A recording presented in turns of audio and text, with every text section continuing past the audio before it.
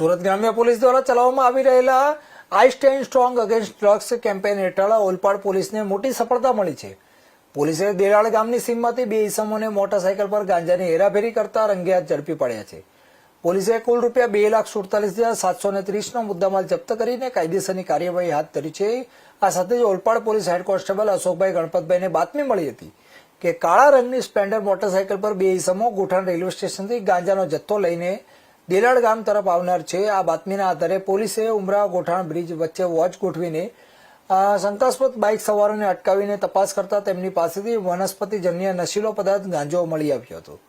પોલીસે સ્થળ પરથી દીપક ભંજકિશોર સ્વાઈન તેમજ દીપક કાર્તિક નાયક જે સાયણના રહેવાસી છે તેમને ઝડપી પાડ્યા હતા અને આ ઉપરાંત આ ગુનામાં સંડોવાયેલા આલોક નાયક જે પણ સાયણના રહેવાસી છે અને ટ્રેનમાંથી ગાંજાનો જથ્થો ફેંકનાર અજાણ્યા ઈસમને પણ પોલીસે વોન્ટેડ જાહેર કર્યા છે।